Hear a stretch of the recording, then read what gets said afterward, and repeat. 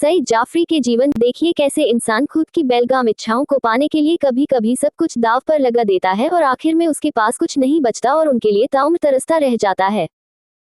मैं 19 बरस का था जब मेहरुन्निसा से मेरी शादी हुई और वह 17 बरस की थी। जैसे जैसे मैं बड़ा हुआ, औपनिवेशिक भारत के ब्रिटिश कल्चर से प्रभावित होता चला गया। मैंने धारा प्रवाह इंग्लिश बोलना सीख लिया, ग्रेसफुली सूट पहनना सीख लिया, सम्राट लोगों वाले एटिकेट्स भी सीख लिए। लेकिन मेहरुन्निसा मुझसे बिल्कुल उलट थी। वो एक टिपिकल हाउसवाइफ थी, स्माइलिंग फेस। मेरी सलाह और चेतावनी से उनके मूल व्यक्तित्व में कोई बदलाव नहीं आया।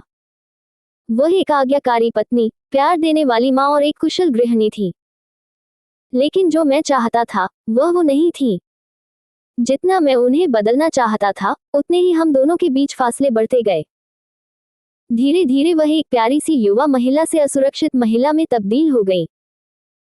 इसी दौरान मैं अपनी एक को एक्टर की तरफ आकर्षित हो गया और उनमें वह सब कुछ था जो मैं अपनी पत्नी में देखना चाहता था। शादी के 10 साल बाद मैंने मेहरुन्निसा को तलाक दे दिया, घर छोड़ दिया और अपनी को एक्टर से शादी कर ली। Smiling face. मैंने मेहरुन्निसा और अपने बच्चों की फाइनेंशियल सिक्योरिटी सुनिश्चित कर दी थी। 6-7 महीनों तक सब कुछ ठीक ठाक चलता रहा। इसके बाद मुझे एहसास हुआ कि मेरी पत्नी केयरिंग और अफेक्शनेट नहीं है। वह सिर्फ अपनी खूबसूरती, महत्वाकांक्षा, अपनी इच्छाओं के बारे में सोचती है। कभी कभी मैं मेहरुन्निसा के प्यार भरे स्पर्श और मेरे लिए फिक्र को मिस करता हूँ। स्मर्क। जिंदगी बीतती गई। मैं और मेरी पत्नी, हम दोनों एक घर में रहने वाले दो लोग बन गए, हम एक नहीं हो पाए। मैं कभी ये देखने नहीं गया कि मेहरुन्निसा और मेरे बच्चों का क्या हुआ। दूसरी शादी के 6-7 साल बाद मैं मधुर जाफरी का एक आर्टिकल पढ़ रहा था, जो एक उभरती हुई शेफ थी जिन्होंने हाल ही में अपनी रेसिपीज की एक किताब लॉन्च की थी। जैसे ही मैंने उस स्मार्ट और एलिगेंट महिला की तस्वीर देखी, मैं दंग रह गया। वह मेहरुन्निसा थी। स्माइल। ऐसा कैसे मुमकिन था? उन्होंने दोबारा शादी कर ली थी और अपना मेडन नेम भी बदल लिया था। उस समय में मैं विदेश में फिल्म की शूटिंग कर रहा था। वह अब अमेरिका रहती थी। मैं अगली फ्लाइट से अमेरिका पहुंचा। मैंने मेहरुन्निसा के बारे में पता किया और उनसे मिलने गया। उन्होंने मुझसे मिलने से इनकार कर दिया। मेरी बेटी 14 साल की थी और बेटा 12 साल का। उन दोनों ने कहा कि वे आखिरी बार मुझसे बात करना चाहते हैं। मेहरुन्निसा के नए पति उनके ना मिलने के फैसले में उनके साथ थे। मेरे बच्चों के भी वो कानूनी पिता थे।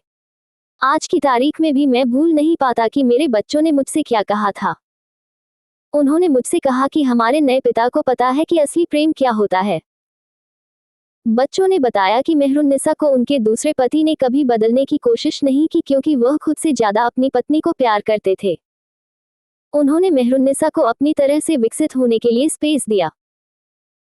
मेहरुन जैसी थी, उन्होंने उन्हें वैसे ही स्वीकार किया, कभी उन पर अपनी इच्छाओं को पूरा करने के लिए दबाव नहीं बनाया। और अपने दूसरे पति के साथ आज वह कॉन्फिडेंस से भरी, प्यार देने वाली, आत्मनिर्भर महिला के रूप में तब्दील हो चुकी हैं। यह उनके दूसरे पति का निस्वार्थ प्रेम और स्वीकार्यता थी जिससे ये संभव हुआ। जबकि आपकी स्वार्थपरता, डिमांड और मां को उनके मूल रूप में ना स्वीकार करने से ही वह आत्मविश्वास से हीन हुई और आपने अपनी स्वार्थपरता में उन्हें छोड़ दिया।